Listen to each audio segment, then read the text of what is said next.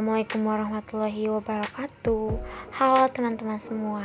Hari ini aku dan teman-temanku akan mengunjungi Museum Prabu Siliwangi. Nah, sekarang kita lagi ada di dalam perjalanan nih. Di sini kita naik mobil online dan kita hanya perlu mengeluarkan ongkos 22.000 untuk sampai ke Museum Prabu Siliwangi. Nah, sudah mau sampai nih. Sudah terlihat kan pelangnya. Nah, sekarang kita mau daftar nih, tapi karena sekarang COVID, jadi pendaftaran ditutup. Museum ini terdapat di dalam Ponpes. Inilah depan bangunan museum yang akan kita kunjungi. Terlihat sangat sejuk, bukan? Sekarang kita sudah memasuki museum, jangan lupa ucapkan salam dan mengisi buku tamu pengunjung.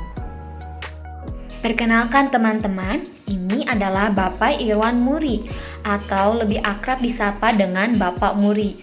Beliau adalah pengelola sekaligus pemandu di Museum Prabu Siliwangi ini. Aku ucapkan selamat datang di Museum Prabu Siliwangi. Ada beberapa peraturan pengunjung di sini yang harus diketahui oleh pengunjung. Nah, yang pertama bagi pengunjung, jangan saling menghujat, jangan saling menyalahkan, jangan saling memfitnah lah, ini bohong, ini yang paling benar, tidak.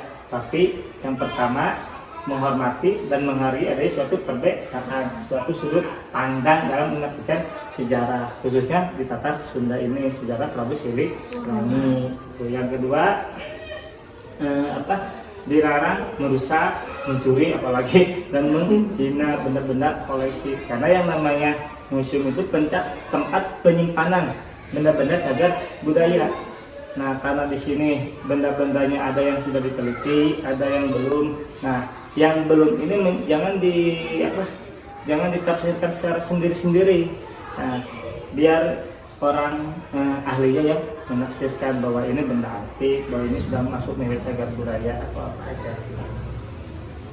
Nah, yang ketiga, dilarang memfoto. Ada beberapa benda yang tidak boleh difoto. Karena kenapa tidak boleh difoto? Karena ini sedang proses legalisasi, sedang pengajuan haki, sedang pengajuan apakah ini benda cagar budaya atau belum benda cagar budaya. Nah. Setelah Bapak Muri menjelaskan mengenai peraturan di museum ini, sekarang kita akan menjelajahi 3 ruangan.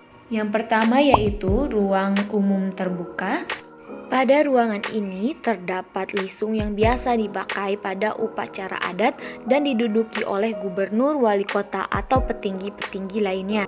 Selain itu, terdapat benda-benda pusaka dan prasasti peninggalan pada masa penjajahan Belanda, Jepang, dan peninggalan Soekarno, seperti keris, sendal pada zaman Pajajaran, batu dan keramik, dan jenis berbagai bentuk piring, gelas kaca, dan surat serta arca-arca dari Mesir. Kemudian ada salah satu prasasti peninggalan yang ditemukan, yaitu batu yang berbentuk menyerupai wajah yang ada di Gunung Tangkil, Pelabuhan Ratu.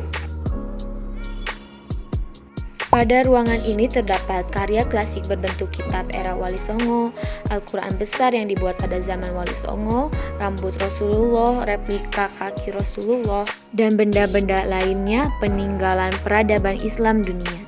Pada ruangan ini terdapat kitab Sekar Sunda 130 kujang, 13 prasasti kujang, batu pangsujudan Prabu Siliwangi, dan benda-benda lainnya pada era Prabu Siliwangi.